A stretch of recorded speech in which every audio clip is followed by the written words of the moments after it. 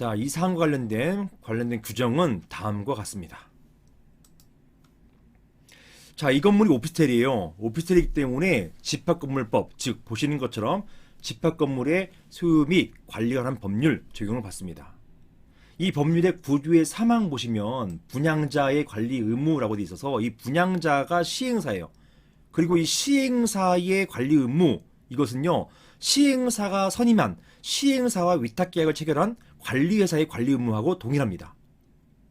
제1항 보시면요, 분양자는 제24조 3항, 요게 관리인 선임이에요. 이렇게 선임된 관리인이 사무를 개시할 때까지만, 이때까지만 선량한 관리자의 주의로 건물 그리고 부속시설을 관리하여야 한다 라고 되어 있어요. 따라서 관리인이 선임돼 가지고 사무를 개시하면요, 분양자는 관리권을 잃습니다. 관리권을 상실해요. 시행사는 관리권 상실하고 시행사와 위탁계약 체결한 관리회사도 관리권을 당연 상실하는 거예요.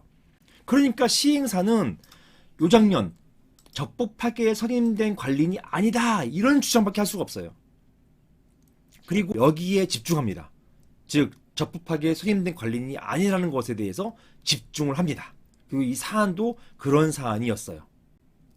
자, 나머지 항은 생략하겠습니다.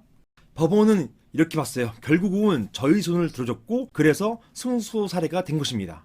즉 뭐냐, 채무자가 주장하는 하자들, 즉 채무자가 관리회사예요.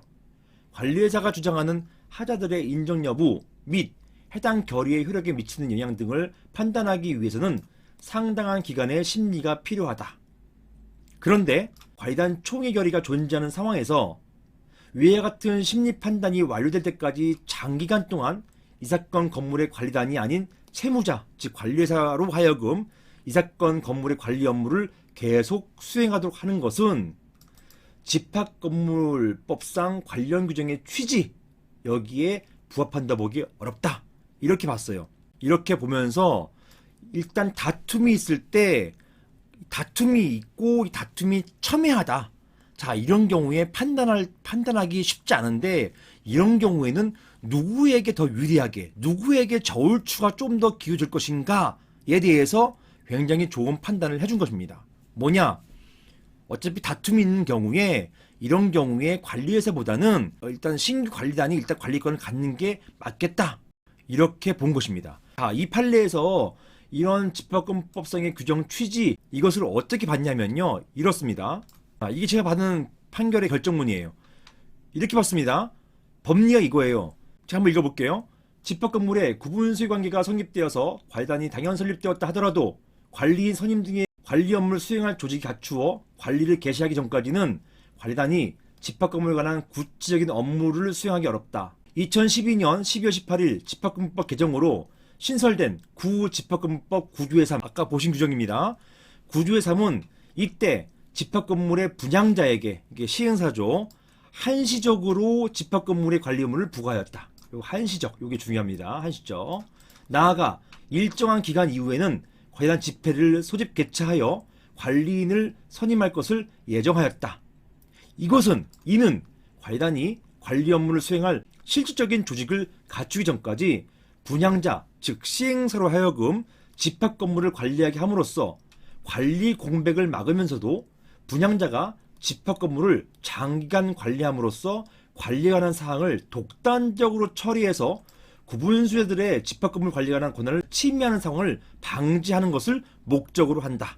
이렇게 잠정적으로만 관리인이 관리 업무를 개시할 때까지만 관리하도록 한 것은, 이렇게 선량한 관리자의 주의로 관리하도록 한 것은 시행사가 독단적으로 관리를 처리해가지고 구분수요자들의 권한을 침해하는 상황을 방지하는 것을 목적으로 하는 것이라는 것이에요. 그래서 관리단에 집합건물에 대한 관리가 개시되면 구집합건물법 9조의 3에 따라서 집합건물을 관리하던 분양자는 그때의 관리비 징수 권한을 포함한 관리 권한을 상실하게 되고 관리단이 집합건물법에서 부여받은 관리 권한을 행사할 수 있게 된다. 그때 분양자, 즉 시행사가 그 집합건물을 관리하면서 형성된 관리 업무에 관한 법률관계, 종전까지의 관리 행태를 말하는 것이죠. 이것은 새롭게 관리를 개시하는 관리단에게 당연히 생기는 것은 아니기 때문에 분양자와 관리위탁계약을 체결한 위탁관리업자는 특별한 사정이 없는 한, 이 특별한 사정이 뭐냐면 새로 만들어진 관리단이 종전 관리업체를 그냥 계속 쓰는 경우를 말하는 것이에요. 자, 그런 경우가 아닌 한 그러한 위탁관리계약의 효력을 관리단에게 주장할 수 없다. 즉 분양자와의 관리위탁계약을 관리회사가 새로운 관리단에게 주장할 수 없다라는 것이에요. 자, 이런 내용이었습니다.